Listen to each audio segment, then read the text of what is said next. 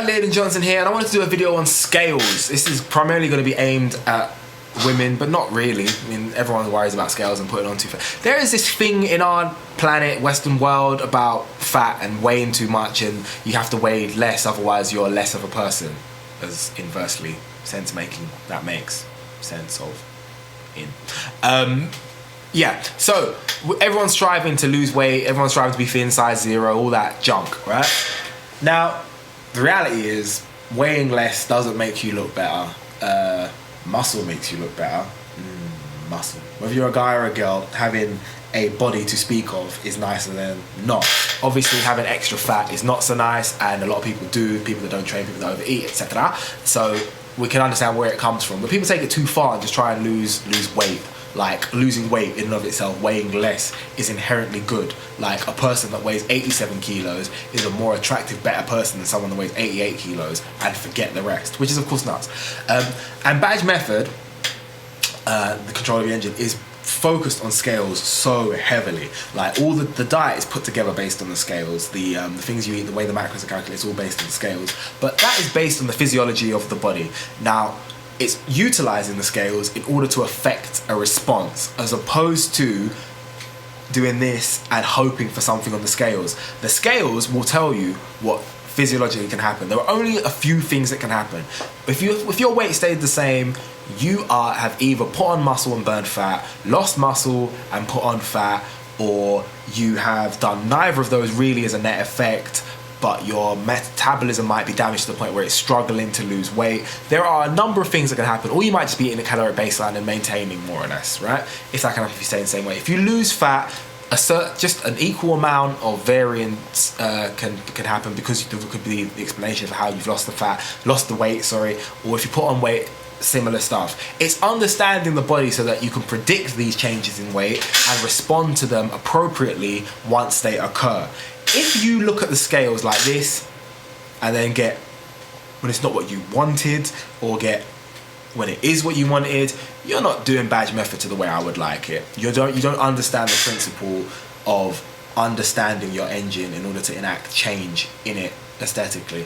That we utilize the scales in the same way we utilize weights. We don't get happy or sad with the dumbbell. We don't look at the dumbbell and go, I don't like its shape. In the same way, you don't look at your scales and go, I don't like the number. Once you're on, let's take the most obvious example, which is someone starts lifting weights, starts eating at a caloric deficit, doesn't lose weight 1 week. If you don't lose weight in a week, oh no.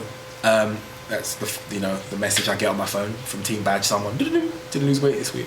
Oh no. You have to understand that when you're at a caloric deficit and you are new to lifting weights, as everyone in my team is, you can only, if you follow the workouts, put on muscle. If you put on muscle, you will be net heavier. Meaning, if you are the same weight from 1 week to the next week, it can only mean a loss in fat. So, if you're new to weightlifting and you go through 2 months of not losing any weight throughout every single one of those weeks, stay the exact same weight, the net effect will be a massive loss in fat.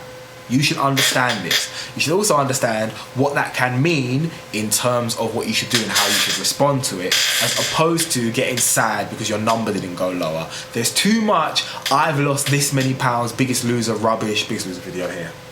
Rage just thinking about it. There's too much, oh yeah, I lost this many pounds in this many weeks. That's good, right? I lost 25 pounds in 3 weeks thanks to this diet.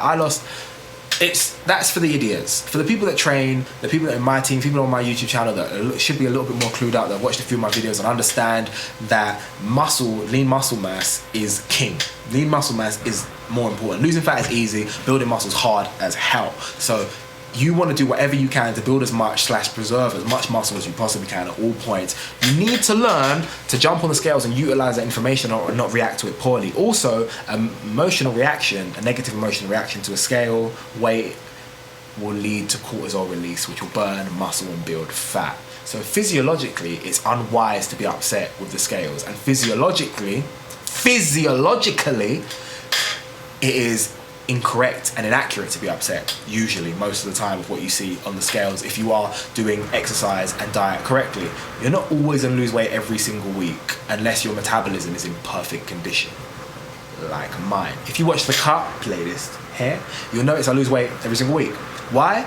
Other than there was one time when I got injured, but that didn't count because the net effect the week after was all that glycogen was burnt and I didn't lose weight. So I'm going to go with I lost fat every single week. You know, net fat was dropped every single week because my metabolism is sky high. I started off losing fat on that in 3,500 calories. If your metabolic baseline is up at like 4,000 plus calories, you got a healthy baseline, you got a healthy metabolism. From there, you can lose fat every single week easy. But if you're a regular person that's been crash dieting and do all this crazy stuff, your body will not react to a caloric deficit by losing weight every single week. It'll be more complicated than that because your metabolism isn't in the shape to sustain them. That's just the way it is. And it's not a bad thing. Sometimes it's a great thing to not lose any weight. You don't want to be wasting the muscle gains that you get at the start of lifting by being impatient with just getting to a magical scale number. Because even though people have in their head I want to be this weight, it's based on nothing. You don't understand what that weight is. You've never been at that weight before with the amount of muscle that you will have by the time you hopefully get there. So you don't know what that is. So your number will be based on poor information. What you want to do, the reality of what you want is you want to look a certain way. You don't actually care what number it is. You want to look a certain way. And to look a certain way, and the number being the exact same one that you have in your head, the chances of that are infinitesimal. They're really low. Unless you are a professional stage coach or a bodybuilder, you can understand and work that out. If you're just a regular Joe, as most people on the channel are, how the heck are you going to know exactly what weight that you should be at? How the heck are you going to know how much muscle you're going to build in 6 months when you've never done it before? So, ignore the weight, utilize the scales in order to reshape your engine, take the weight, tap it into the number, do a little bit of calorie calculator, macro calculator thing here.